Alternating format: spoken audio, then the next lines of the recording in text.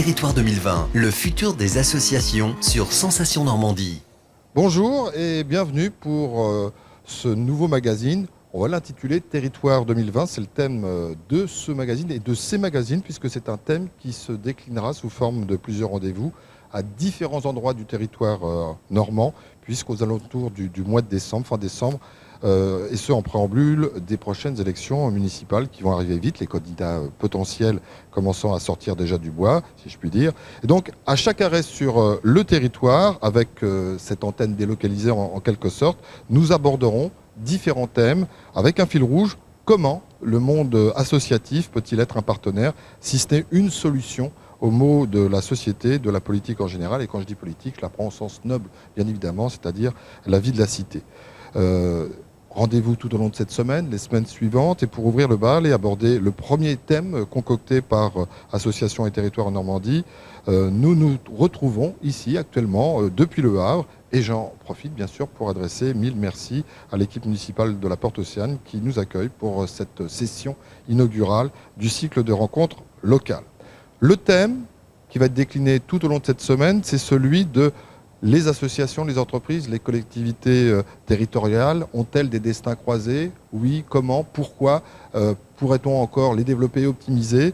Et pour aborder et réagir, proposer des solutions ou du moins des pistes sur ce sujet, nous avons autour de nos micros, nos hôtes, alors Augustin Boeuf, le conseiller municipal chargé de l'activité commerciale qui représente Monsieur le maire, Patricia Lerouge qui est directrice de l'association Aguaco, Paul Hamé, président de l'association Pian Pian, Jean-Luc Léger, le président du CESER, c'est le conseil économique et social et de l'environnement en Normandie, et puis Philippe Tillet, qui est le secrétaire général de l'association de Association et Territoire en Normandie. Et donc, avant de rentrer dans le vif du sujet, Philippe Tillet, je me tourne tout d'abord vers vous.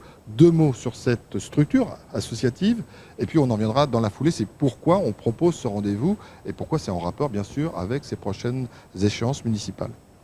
Alors, Association et Territoire, c'est une association qui a été créée par des anciens dirigeants associatifs ou des dirigeants associatifs qui avaient un peu de bouteille et où nous avions le sentiment que la vie associative arrivait à la fin de quelque chose et qu'on était au début de quelque chose d'autre. Et on s'est dit que, comme ça se passe dans le monde de l'entreprise, dans le monde des collectivités, il faudrait développer de la recherche et développement pour inventer des nouvelles manières de faire, pour identifier des besoins. Et donc c'est pour cela qu'on a créé Association et Territoire.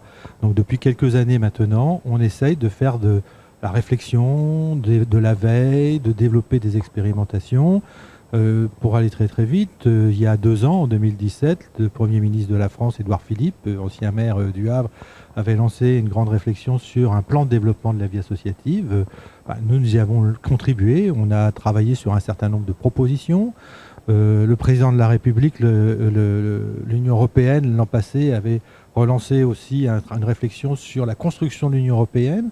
Et donc avec la préfecture et tous les collectifs associatifs de Normandie, on a institué une réflexion autour de la place d'association dans le cadre de l'Union européenne. Et puis dans le cadre du grand débat, qui a été là aussi encore voulu par le président de la République, on a apporté une autre contribution en s'appuyant sur les travaux précédents pour apporter notre contribution pour sortir la France des difficultés dans lesquelles elle est. Et puis à l'échéance des élections municipales, on se dit, ce que l'on a fait pour la France, faisons-le pour nos territoires de proximité.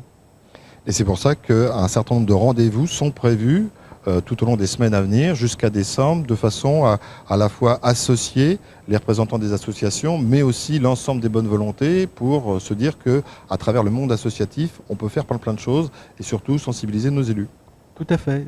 Notre approche de recherche-développement, c'est faire des propositions, c'est identifier des besoins, formuler des propositions, mais ces propositions-là, elles sortent pas de nulle part, elles sortent des rencontres qu'on a avec les acteurs associatifs, avec les élus locaux, avec des chefs d'entreprise à droite, à gauche, etc.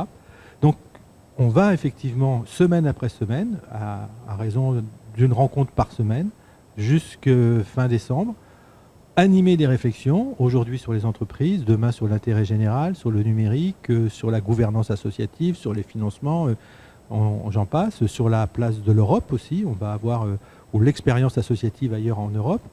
Et l'idée, c'est de donner la parole aux participants et de construire un certain nombre comme ça de propositions qui ensuite, on essaiera de mettre tout ça dans un document de synthèse, et puis qui pourra essayer de constituer un ensemble qu'on mettra à la disposition des citoyens qui auront à se prononcer en mars prochain, mais aussi des élus, ou des candidats plutôt, à l'époque, là ce sera plutôt des candidats, qui auront vocation à présenter des projets aux citoyens, et notamment à propos de la vie associative. Merci Philippe Tillet. Présentation pour ce premier magazine de l'ensemble des intervenants que vous retrouverez tout au long de cette semaine. Tout d'abord Jean-Luc Léger, vous êtes le président donc, du CESER, le Conseil économique et social et environnemental de la région. Vous avez 4 minutes à 4, donc vous avez 1 minute chacun. Ça c'est pour le planter de décor, pour nous dire pourquoi vos structures sont intéressées et surtout qu'est-ce qu'elles sont. Le CESER, c'est la deuxième chambre de la région.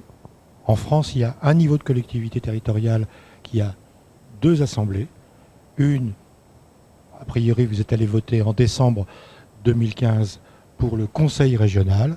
Et dans la loi de décentralisation de 82, il y a une deuxième instance qui est le Conseil économique, social et environnemental, composé des forces vives des territoires, les patrons, les syndicats, le monde associatif et l'enseignement supérieur et la recherche.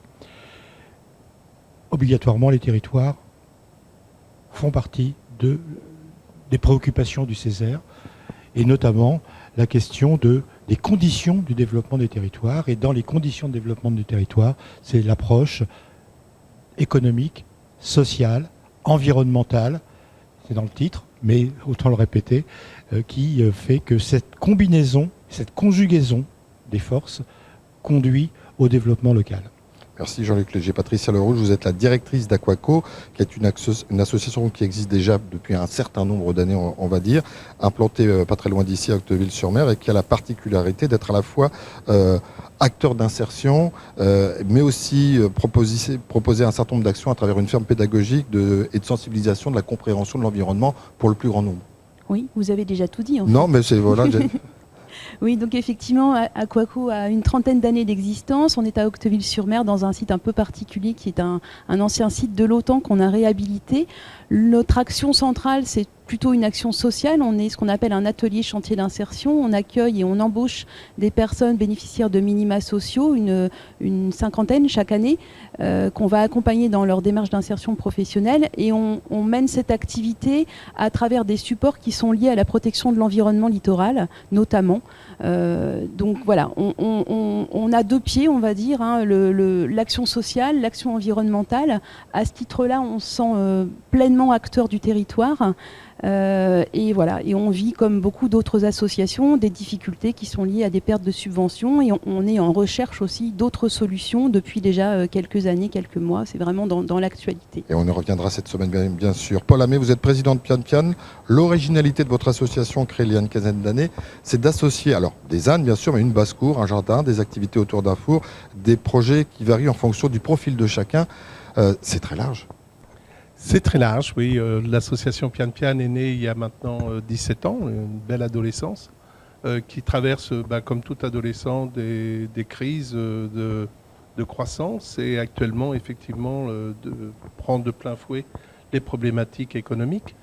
C'est vrai que notre secteur est aussi un secteur d'animation sociale, mais cette animation sociale, elle, est une animation transverse, puisque l'on fait de l'accueil de loisirs, mais aussi de l'accueil de tout public. Et quand on dit tout public, c'est le public depuis 3 mois jusqu'aux EHPAD, en passant par tous les types de handicap. Voilà, c'est un petit peu l'originalité de notre association. Et puis Augustin Beuve, vous êtes conseiller municipal en charge de l'attractivité commerciale ici au sein de la mairie du Havre, un domaine que vous connaissez de toute façon et sur lequel on reviendra. Et vous êtes associé donc à cet ensemble d'échanges. Tout à fait, merci d'avoir choisi le Havre pour démarrer vos échanges. Le lien entre l'association et les entreprises est primordial, notamment dans un projet de développement territorial. On arrive à le faire sur des événements, des actions. Je pense notamment au 500e anniversaire de la ville, où on avait réuni les associations, les entreprises sur du mécénat et sur des projets de territoire. Et aujourd'hui, pour faire face aux défis de demain, notamment liés à l'environnement, il faudra absolument chasser en meute, et on ne pourra pas être chacun de notre côté. On aura besoin de tout le monde pour répondre à ces enjeux. Merci madame, merci messieurs. Voilà, le décor est planté. On vous donne rendez-vous tout au long de cette semaine pour aborder la thématique qui vous a été présentée. On compte sur vous.